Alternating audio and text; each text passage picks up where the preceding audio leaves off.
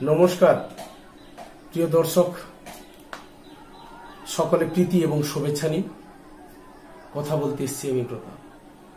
শুভ নববর্ষের আন্তরিক এবং প্রীতি এবং শুভেচ্ছা নেবেন সকলে দিনটি ভালো কাটুক, বছরটি সুন্দরভাবে কাটুক, সকল রকম সমস্যা মিটে গিয়ে জীবনে এক সুন্দর পরিবেশ তৈরি হোক, এটাই চাই, কামনা করব আমরা। প্রিয় দর্শক, যে আন্দোলনের নামে যে গুন্ডামি আমরা দেখছি, দেশে একটি আইন পাস হয়েছে, সেটা হচ্ছে ওয়াকফ সংশোধনী বিল। তার বিরুদ্ধে যে আন্দোলন হচ্ছে, আন্দোলনের যে রেস, সেই রেসটা পড়ছি সনাতনীদের উপরে। যেভাবে মুর্শিদাবাদে, সারা দেশের মধ্যে একমাত্র মুর্শিদাবাদে যেভাবে অগ্নিসংযোগ থেকে লুটপাট, অগ্নিসংযোগের মাধ্যমে মানুষের ভিটেমাটি ছাড়া হয়েছে মানুষ, এর দুঃখ দেখার পরে আমাদের সত্যি অনেকটা বেদনা যে এগুলো কেন হচ্ছে, কেন এই আন্দোলনকে বিপদগামী করা হচ্ছে বারবার। একটি ওয়াকফ সংশোধনী বিল, প্রত্যেক মানুষেরই শান্তিপূর্ণ গণতান্ত্রিক প্রক্রিয়ায় আন্দোলন করার অধিকার রয়েছে, কিন্তু সেই জায়গায় যেভাবে আন্দোলনের রেস প্রতিবেশী সনাতনীদের বাড়ি ছড়িয়ে পড়েছে, তাদের বাড়িঘরকে ভেঙে ফেলা হয়েছে, তাদের সম্পদকে লুটপাট করা হয়েছে, তারা এক কাপড়ে বাড়ি ছাড়তে বাধ্য হয়েছেন। যখন মানুষজনকে আমরা বলতে শুনছি যে তারা অন্ন খাওয়ার জন্য যে রান্না করছিলেন, সেই রান্না অবস্থায় সেই জ্বলন্ত উনুন ছেড়ে দিয়ে তাদেরকে পালিয়ে আসতে হয়েছে, এটা সত্যি বেদনাকর।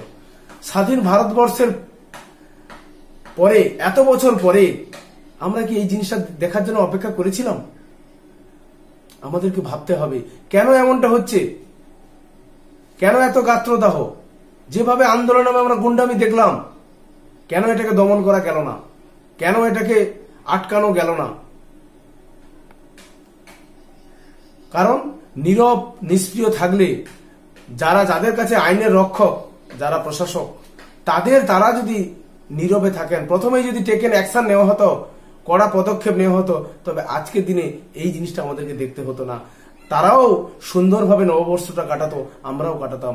কিন্তু এখন দেখা যাচ্ছে মালদহে বিভিন্ন মানুষ আশ্রয় নিয়েছে, স্কুলকে আশ্রয় কেন্দ্র হিসেবে তারা ব্যবহার করে সেখানে উপস্থিত, সেখানে তাদেরকে খাওয়া দাওয়া দেওয়া হচ্ছে। বাড়ির অস্তিত্বটুকু নেই, বাড়িঘর ভেঙে চুরমার হয়ে গেছে। এটাই খুবই কষ্টদায়ক যে বাংলাদেশের যে ছায়া, বাংলাদেশের যে ভাব, ঘটনাগুলো আমরা দেখতে অভ্যস্ত, সেই জায়গাটা আজকের আমাদের পশ্চিমবাংলায় দেখতে হচ্ছে। কেন দেখতে হচ্ছে? ওয়াকফ বিলের বিরুদ্ধে প্রতিবাদ তার জায়গায় করতে হবে, লড়াইটা করতে হবে। এই বিলের যদি কিছু থাকে, এই বিলটার সম্পর্কে ধারণা নেই, শুধুমাত্র সাধারণ কচিকাচাদের, যুবকদেরকে উস্কে দিয়ে ধর্মকেন্দ্রিক উন্মাদনা জাগিয়ে ভেঙে ফেলো, গুড়িয়ে দাও, প্রতিবেশীর বাড়ি আক্রমণ করো। একজনকে বাড়ি থেকে টেনে নিয়ে এসে মারা হচ্ছে। চন্দন দাস এবং তার বাবাকে বাড়ি থেকে ডেকে নিয়ে এসে তুলে নিয়ে আসা হলো। তাদের সঙ্গে ওয়াকফ বিলের কি সম্পর্ক? কেন এই গুন্ডামিকে প্রশ্রয় দেওয়া হবে? কেন কড়া হাতে দমন করা হবে না? আজকে যেভাবে মানুষজন বলছেন যে কেন্দ্রীয় বাহিনী আসার পর থেকে আমরা অনেকটা নিরাপদ বোধ করছি, তারা যেন আমাদের কাছে এক প্রকার দেবদূত হয়ে দাঁড়িয়েছেন, তাদের টহলে কিছুটা আশা ফিরে পাচ্ছি, তারা যেন ভগবান, এইরকম মন্তব্য কিন্তু সাধারণ মানুষজন করছেন। কিন্তু প্রতিবারে সিএ নিয়েও একটা এরকম গুন্ডামি হয়েছিল, আবার ওয়াকফ বিল সংশোধনী বিল নিয়ে হয়েছে। ওয়াকফ বিলের বিরুদ্ধে লড়াই করতে গেলে সুপ্রিম কোর্ট আছে, বিভিন্ন আইন আদালতে, সেখানে গিয়ে মামলা করুন, যাতে এই বিলটিকে রিজেক্ট করা যায়, যদি আপনাদের ধারণা ঠিক থাকে। কিন্তু আপনারা জানেন না ওয়াকফ বিলটি কি, কেন এটা সংশোধন আনা হয়েছে, কাদের লাভ, কাদের ক্ষতি, এগুলো কোনো না বুঝেই শুধু ওয়াকফ বিলের সম্পর্কে একটা গুজব ছড়িয়ে দেওয়া হচ্ছে। এটা মুসলিমদের অধিকারের জায়গা, সেটা কেড়ে নেওয়া হচ্ছে। এই বার্তা দিয়ে কিন্তু মানুষকে প্ররোচিত করা হচ্ছে এবং এইভাবে আন্দোলনকে বিপথে চালিত করে যেভাবে মানুষের সম্পদ নষ্ট করা হয়েছে, কখনোই সেটা মেনে নেওয়া যায়? কখনোই যায় না। এই বাংলাদেশের মডেল, বাংলাদেশের ছায়া, আমাদের প্রতিবেশী দেশে আমরা যেটা প্রতিদিনই দেখতাম যে এইভাবে লুটপাট, ভাঙচুর, সবকিছু, পাথরবাজি সবকিছু চলছিল বাংলাদেশে, ঠিক তার ছায়া আমাদের পশ্চিমবঙ্গে। কেন? কাদের উস্কানি রয়েছে? কারা কাজ করেছে? যেভাবে আজকের বিএসএফ সহ কেন্দ্রীয় বিভিন্ন এজেন্সিকে দায়ী করা হচ্ছে, বহিরাগত দায়ী করা হচ্ছে, এটা খুবই কষ্টদায়ক, মেনে নেওয়া কষ্টকর যে বিএসএফ, বর্ডার সিকিউরিটি ফোর্স, যারা পাহারা দেয়, যারা দেশকে সুরক্ষিত করে, বিভিন্ন অশান্তিতে তারা গুরুত্বপূর্ণ ভূমিকা রাখে, আজকে তাদেরকেও ছাড়ছে না। ঘুরপথে এটাকে প্রমাণ করছে এটা যেন ইচ্ছে করে লাগানো হয়েছে। এই ধরনের ন্যারেটিভ তৈরি করার চেষ্টা হচ্ছে, সেই জিনিসগুলোকে আমরা ধিক্কার জানাই। বাস্তবটা মানুন, বাস্তবটা বিবেচনা করে তার বিরুদ্ধে অ্যাকশন নিন। সে যেই হতে পারে, কিন্তু তার বিনিময়ে কোনোভাবেই এমন একটা পরিবেশ তৈরি করবেন না যাতে যোগ্য অপরাধীরা ছাড়, যারা অপরাধী, যোগ্য বলবো না, যারা অপরাধী তাদেরকে শাস্তি দেওয়া যায়। কেন তাদের হেফাজতে নেওয়া গেল না?